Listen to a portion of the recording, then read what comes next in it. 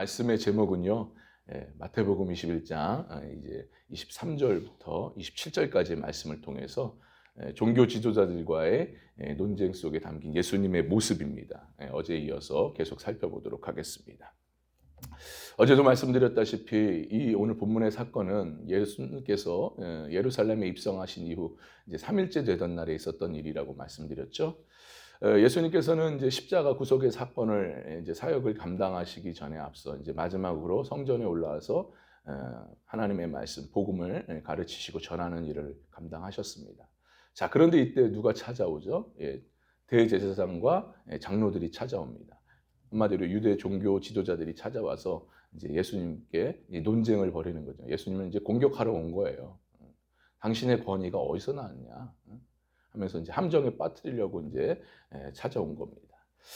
자, 어쨌든 간에 이런 상황 속에서도 예수님께서는 끝까지 말씀을 전하시고 가르치시는 일을 감당하시죠. 자, 그래요. 우리는 어저께까지 이렇게 우리가 종교 지도자들과의 논쟁 사건 속에서 예수님의 모습, 어떤 모습이었는지 우리가 살펴보았는데 두 가지 모습을 우리가 살펴보았어요. 그 모습이 어떤 모습이었다고 말씀드렸습니까? 어제 살펴보았던 모습은 첫 번째는 바로 예수님께서 가르치실세라고 말씀드렸죠. 그러니까 예수님께서는 끝까지 말씀 사역을 감당하셨다. 그러니까 달리 말하면 뭐예요? 무슨 말입니까? 예수님께서 말씀 사역에 대한 중요함을 우리에게 보여주시는 모습을 보였다라고 말씀을 드렸습니다. 참으로 예수님의 관심은 다른 데 있지 않았습니다. 뭐 종교 지도자들이 뭐 얼마나 큰 세력을 갖고 있고 힘을 갖고 있는지 거기에는 전혀 관심이 없으셨어요. 오로지 예수님의 관심은 복음을 전하시고 가르치시는 일에만 있으셨습니다. 그래서 예루살렘 성전에서 계속 끊임없이 성도들을, 백성들을 가르치시는 일을 감당하셨죠. 왜 그렇습니까? 그 이유가 뭡니까? 말씀 사역이 중요하기 때문에. 어제도 말씀드렸다시피 여러분, 믿음은 어디서 나는 거예요? 들음에서 나는 거잖아요. 예수님의 말씀, 진리의 말씀을 들을 때 우리가 믿음이 생깁니다. 그래서 말씀 사역이 중요한 겁니다.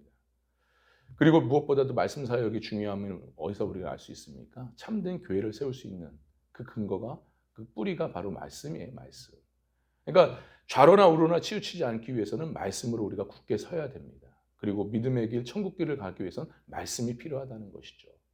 그래서 말씀이 중요함을 또 예수님께서 가르치심을 통해서 우리에게 보여주고 계십니다.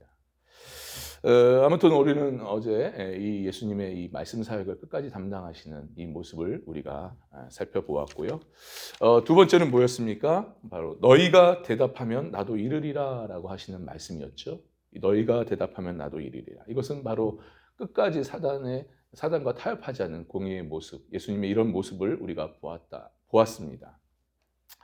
참으로 난해한 질문이었죠.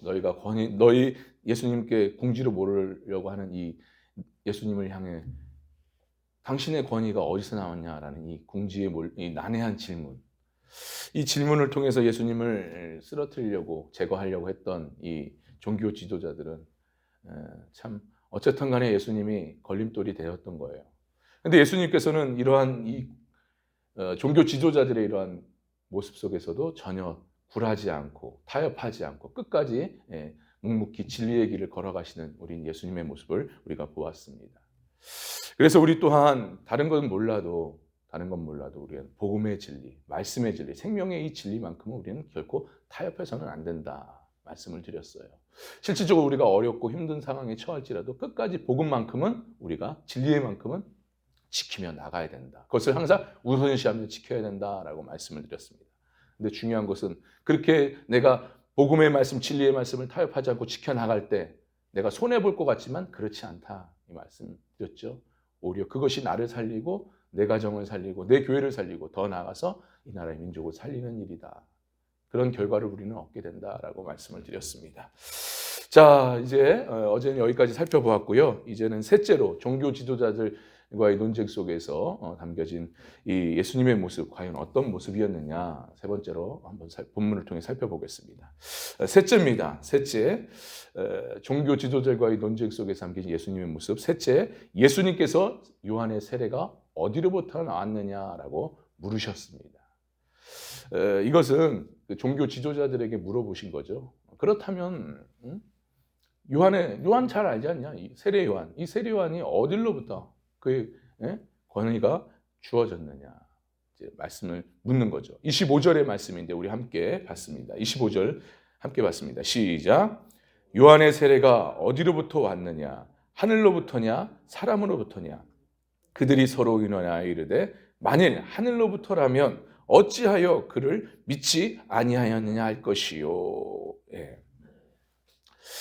자, 예수님께서 세례 요한의 그 세례가 어디로부터 온 거냐라고 이제 질문하신 이 질문은 물으신 것은 그것 뭐냐? 바로 예수님께서 이 종교 지도자들의 이 함정에 빠뜨리는 이 계략에 지혜롭게 대처하시는 그 모습을 우리가 볼 수가 있습니다.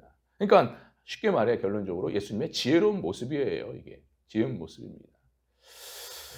여러분 참으로 본문 25절, 27절에 보면은 예수님의 권위와 권세가 어디서 왔습니까? 라고 하는 이 질문, 함정에 빠뜨리는 질문 아닙니까? 이 질문을 하는 이 종교 지도자들에게 향해서 예수님이 지금 말씀하시는 거예요. 세례요한, 도리어려 질문하신 거죠. 그렇다면 세례 요한의 그 세례는 어디로부터 온 거냐? 하늘로부터냐? 아니면 사람으로부터 온 거냐라고 오히려 되려 질문을 하시죠. 자, 한편 이런 질문을 받은, 예수님께 질문을 받은 이 종교 지도자들 선뜻 대답을 합니까? 본인들도 대답을 못하고 있어요. 아니 만약에, 그러니까 왜 대답을 못하냐? 만약에 본인들이 이거는 하늘로부터 오는 것입니다 라고 한다면 왜 그럼 믿지를 못하느냐, 세례 요한에 대해서 믿지 못하냐고 되려 예수님께서 추궁하신다는 것이죠. 그리고 반대로 이것은 사람으로부터 오는 것입니다 라고 얘기하면 이거 오히려 세례 요한을 따랐던 그 수많은 무리들에게 반란을 일으키는, 분노를 일으키는 그 일을 하게 만드는 그런 대답이 된다는 것이죠. 그래서 아무튼 이들은 답을 못했던 거예요.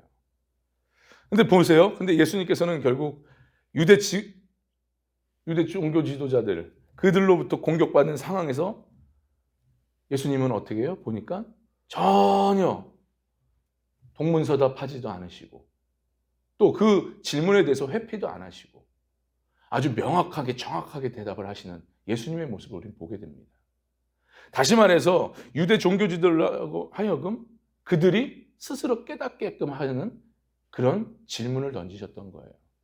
그러니까 얼만큼 이렇게 예수님께서 지혜롭게 대처를 하셨느냐라는 것을 우리는 보게 됩니다. 여러분 보세요. 결국 이들이 예수님을 함정에 빠뜨리려고 하는 그 질문을 통해서 나아갔지만 결국 본인들이 예수님의 그 세례 요한에 대한 그 예수님의 질문에 대해서 공경에 빠집니다. 그래서 본문 25절을 보시면 어떻습니까? 25절을 보면 종교 지도자들이 서로 의논하여 맞대었다는 거예요. 서로 머리를 맞대고 의논을 했는데 근데 그 의논한다고 해서 답이 나옵니까? 답이 안 나와요. 의논할수록 오히려 본인들이 혼란에 빠져버립니다. 그러니까 결론적으로 예수님의 권위에 이 사람들이 도전을 했던 거잖아요. 근데 오히려 도전을 했지만 오히려 예수님의 지혜로운 답변을 통해서 이들이 스스로 딜레마를 빠집니다. 여러분 우리는 이걸 통해서 뭘 우리가 깨달을 수가 있습니까? 여러분 우리 잘 들으셔야 돼요. 이거는 예수님처럼 우리 또한 정말 성도들은 지혜로운 삶을 우리는 살아야 됩니다. 신앙 안에서 지혜롭게 우리는 삶을 살아야 된다 이 말씀이에요. 우리 이걸 깨달아야 됩니다. 여러분 보세요. 마태복음 10장 16절에 보십시오. 마태복음 10장 16절에 보면은 예수님께서 그 제자들을 전도 여행을 보내실 때 하셨던 말씀이 있으셨습니다. 16절의 말씀입니다. 함께 봤습니다. 시작. 보라, 내가 너희를 보냄이 양을 이리 가운데로 보냄과 같도다. 그러므로 너희는 어떻게 해요? 뱀같이 지혜롭고 비둘같이 순결하라. 뱀같이 지혜로워야 된다라는 거예요. 그만큼 신앙생활이 참된 지혜가 필요하다 이 말씀이에요. 지혜가 있어야 돼요. 그렇다면 여러분 우리는 이런 지혜를 어디서 얻을 수 있습니까? 지혜를 얻는 방법이 뭐겠습니까? 여러분 이것은요 구약에서 말씀하시는 그 잠언서 9장 10절의 말씀을 한번 보세요. 잠언서 9장 10절의 말씀.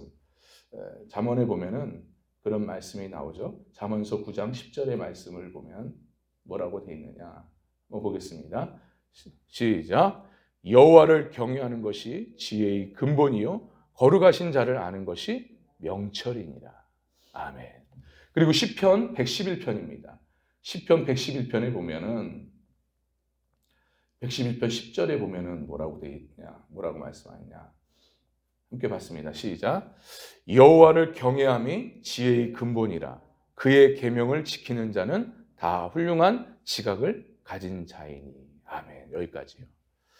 여러분, 하늘의 지혜, 참된 지혜는 어디서 얻을 수 있어요? 하나님을 경외하는 데 있어서 얻을 수 있습니다. 하나님을 경외할 때, 즉 하나님을 경외한다는 게 뭐예요? 하나님의 말씀을 두려워하고 하나님의 말씀을 진심으로 사랑할 때 우리는 참된 하늘의 지혜를 얻습니다. 그러니까 우리가 평소에 하나님의 말씀을 통독하고 또 하나님의 말씀을 필사하거나 아니면 하나님의 말씀을 묵상하는 이 큐티나 이런 하나님의 말씀을 진심으로 가까이 하고 그 말씀을 사모할 때 우리는요, 어떤 어려움 상황, 위기의 상황에 처했을 때 성령 하나님께서, 말씀과 성령이 항상 같이 함께 하시거든요. 그때 성령께서 말씀을 깨우쳐 주시고 또 그 위기 상황 속에서 하나님께서, 성령께서 그 지혜로운 말과 행동을 할 수 있게끔, 그 어려움을 대처할 수 있게끔 만들어 주십니다. 그래서 우리가 해야 될 일은 항상 하나님의 말씀을 진심으로 사랑하고 가까이 해야 된다. 이 말씀이에요. 여러분 보세요. 예수님도 마태복음 4장에 그 사단의 마귀의 시험을 당하시지 않습니까? 그때 뭘로 이기셔요? 말씀으로 이기시잖아요. 또 오늘 본문의 말씀도 보세요. 오늘 본문에서 유대 종교 지도자들이 공격을 하지 않습니까? 그 공격하는 때 예수님께서 어떻게 대처를 하십니까? 지혜로운 말씀으로 대처하시잖아요. 말씀에 충만하신 예수님께서 이렇게 말씀과 지혜로운 말과 함께 이겨나가십니다. 그러니 우리에게도 필요한 것이 무엇이겠어요? 지혜로운 말씀. 그러니까 지혜요, 지혜. 그 지혜는 곧 하나님의 말씀으로부터 나오는 겁니다. 그러니 우리가 무엇보다도 가장 중요한 것은 항상 예수님처럼 말씀에 충만한 우리의 상태를 만들어야 됩니다. 그래서 말씀을 가까이 하고 말씀을 사랑하고 말씀을 암송하면서 우리가 말씀을 붙잡고 나가야 될 줄 믿습니다. 그럴 때 우리가 위기 가운데, 어려움 가운데 지혜롭게 대처하고 또 지혜로운 말을 통해서 또 승리하는 믿음의 삶을 우리가 살 수 있습니다. 이런 은혜가 오늘 하루도 충만히 경험되어지는 그런 은혜가 있기를 주님의 이름으로 간절히 축원합니다. 축원합니다. 기도합니다.